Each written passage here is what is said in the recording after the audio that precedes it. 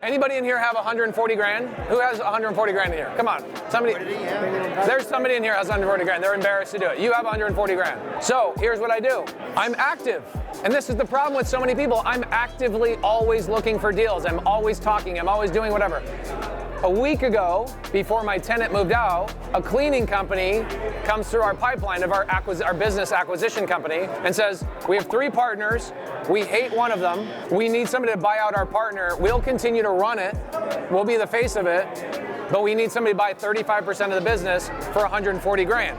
So how can I use this house with trapped equity to buy that business that will net me 25 grand a month from owning 35%? You give her equity in your house? No, I don't give her equity. I'll just go, hey, will you give me a $140,000 loan against a $400,000 chunk of equity that if I ever default, you get all 400 grand. Very different questions. And why do I have the ability to go buy a business with that 140 grand with creative finance is because I didn't sit on my butt for 5 years while that house accumulated income. So many other people are like, I bought 5 rentals, and then they chill. They choose hobbies or other things or wasted things. I mean, we all do, even me, believe it or not. I have things that waste my time too. And so I just choose to be overwhelmed in opportunities all the time. So you never know when one tenant is moving out and you have access to equity to then go do this deal. But that one house, which I bought that had 30 grand underwater, I had to borrow money for to get the deal done. 5 years later, allowed me to buy a business that will make me 25 grand for the rest of my life because I asked the right questions. The guy who brought the lead to me says, dude, just pay me 5 grand, I'm good. Because he's the guy that says, I'm overwhelmed when I have new information. I'm the guy that goes, I know I need to be overwhelmed to get new information. That was the biggest difference. The guy's smart. And by the way, that wholesaler, Alec Lebec, shout out to Alec Lebec, you think he's still in the business? No, hell no, he's not in the business. Bad decision. Why do you think? Guys, nobody that wholesales longer than 3 years, 4 years, 5 years stays in the business.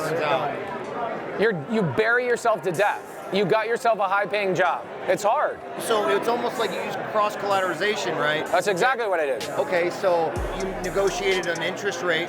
Yeah.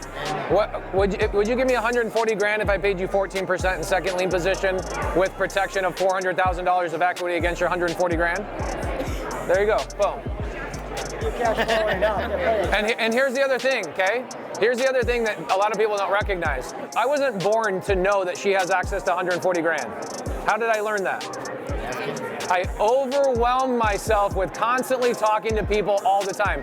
I can pick out patterns, I can pick out your religion, I can pick out whether you come from a divorced family or not. I can tell you where you're gonna be in 3 years better than you can tell. Have you guys ever seen me on a Zoom where I know more about the person I'm talking to than they know about themselves? It's because I overwhelm myself with conversations for such a long period of time. So I can pick somebody out of a crowd and go, she either has 140 grand in a retirement account or she has access to somebody in her immediate circle that has 140 grand. So I will then force myself to be in a situation like this. Why do you think I go to meetups? Because I raise freaking money at meetups. One of the other things I'll be talking about tomorrow is like some of my biggest breakthroughs in my personal life were when I stopped waiting for somebody else to tell me who I was. And it was sad that it took me until like 30 years old, but I'm grateful that it was 30 and not 75. And there's kids here that are 22 that are gonna get it 10 years before me. And so it was waking up finally and going, what is my identity? And what are the questions I'm trying to ask for myself? I'm not asking my stupid dad. I'm not asking my lovingly ignorant mother. I love her so much, but what does she know about anything? She was a great mom, but she doesn't know anything about finance and financial freedom. She drives a bus. It sounds stupid when we say it out loud, but some people will leave this conference and go home, talk to somebody at their church that's broke, they'll ask for marriage advice from somebody that's been divorced 7 times. And then they'll sit there and talk about real estate to somebody at their 9-to-5 job that doesn't even want to listen to them talk about real estate. People have to remind me, like I was with Tony Robbins last week and he's like, Pace, you're still asking the wrong questions. Last summer, I thought we fixed this. You're a freaking idiot. This kid wants to do 70 wholesale deals a month. It depends on what questions he's asking himself. If he's doing 70 deals a month, if his end goal is to make more money, that's the wrong way to go about it. If you go, I want to do 70 deals a month because I want to learn how to delegate, I want to learn how to build teams, I want to learn how to refine my leadership skills, so at one point, when I have a new opportunity besides wholesale, I can seize the opportunity rather than sit there and go, I didn't learn anything except how to make more money. So if you're asking those questions, it's different. And so now I will purposely put myself in situations going, it's not even about the deal, it's about what is the end result after the deal. So for example, who's in the sub-2 fund? Anybody in the sub-2 fund here? Okay, why did I do the sub-2 fund? I'd never done a fund before. So I said, what are the questions I want to ask? I want to give credibility to the people that are in our community.